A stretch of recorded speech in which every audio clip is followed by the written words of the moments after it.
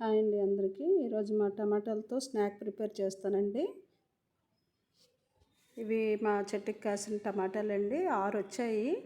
అన్నీ ఒక చిన్నది ఒకటి పెద్దది ఇలా సైజులు డిఫరెన్స్ ఉన్నాయి. టమాటా బజ్జీకి మాత్రం ఈక్వల్ సైజులో ఉన్నవి తీసుకుంటే మంచిగా ఉంటాయండి.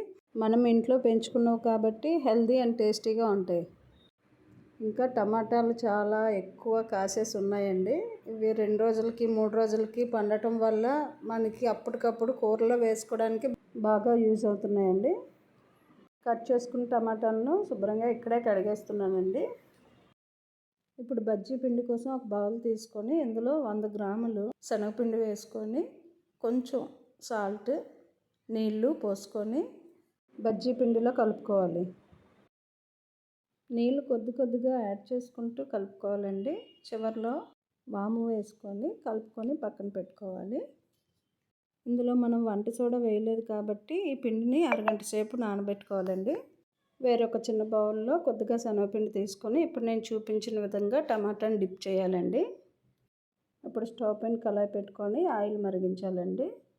ఆయిల్ మరిగిందో లేదో చూడాలంటే ఇలా కొద్దిగా పిండి వేస్తే ఇలా అవుతుందండి. ఇప్పుడు టమాటాలు తీసుకొని పిండిలో ముంచుకొని ఇలా బోండాలాగా వేసుకోవాలండి.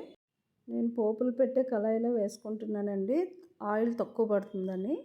అదే పెద్ద కళాయి అయితే ఒకేసారి 6 వేసుకోవచ్చు. ఇందులో కాబట్టి ఇది కాస్త వేగిన తర్వాత ఇంకో చిన్న సైజు టమాటాను బోండాగా వేస్తాము. మిగతావన్నీ కూడా సింగిల్ వస్తాయండి, ఎందుకంటే ఒక పెద్ద సైజు కాబట్టి.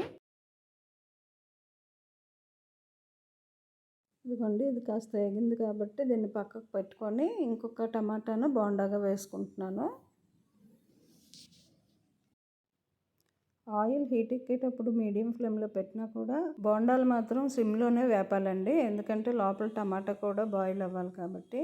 మనం ఎన్ని జాగ్రత్తలు తీసుకున్నా కూడా టమాటాకు మధ్యలో ఇలాగా గ్యాప్లు వచ్చేస్తుంటాయండి. ఆ గ్యాపుల దగ్గర ఇలా పిండి వేసుకొని హీట్ ఎక్కిన ఆయిల్ వేసుకున్నట్లయితే సెట్ అయిపోతాయండి, నార్మల్ అయిపోతాయి.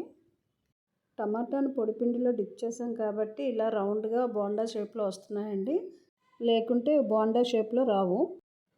మిగిలిన వాటిని కూడా వేసేసుకొని అన్ని ప్లేట్లోకి తీసుకోవాలండి. ఇప్పుడు ఈ హీట్ ఎక్కిన ఆయిల్లో సిమ్లోనే పల్లీలు వేసుకొని చిన్న కప్పుతో తీసుకున్నానండి, వేయించుకోవాలి. ఇవి వేగిన తర్వాత కార్న్ఫ్లెక్స్ కూడా వేసుకొని అదే కప్పుతో వేయించుకొని స్టవ్ ఆఫ్ చేసుకోవాలండి.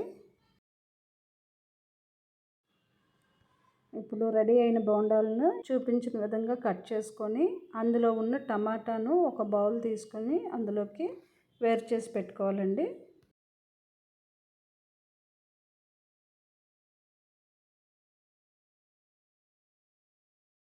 ఈ బోండా నుంచి టమాటాను వేరు చేసేటప్పుడు చాలా జాగ్రత్తగా తీయాలండి.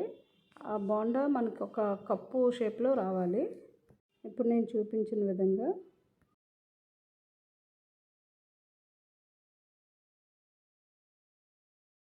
ఇప్పుడు వేరు చేసిన బోండా పీసెస్ని ఒక ప్లేట్లో పెట్టుకొని పక్కన పెట్టుకోవాలి.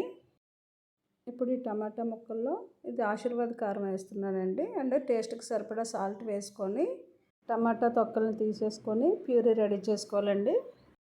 ఇదిగోండి, ప్యూరీ రెడీ అయిపోయింది. ఇందులో మనకు దానికి సరిపడా మరమరాలను అండ్ వేయించి పెట్టుకున్న కార్న్ఫ్లెక్స్ అండ్ పల్లీలను వేసుకొని కలుపుకోవాలండి. కలుపుకొని ఇప్పుడు మనం తీసి పెట్టుకున్న బోండా పీసెస్లో పెట్టుకొని ఫైనల్గా కొత్తిమీరతో గార్నిష్ చేసుకొని సర్వ్ చేసుకోవడమేనండి.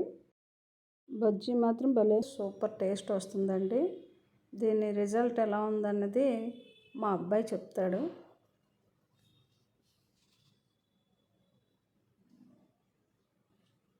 ఓకే అండి, thank you, all of you.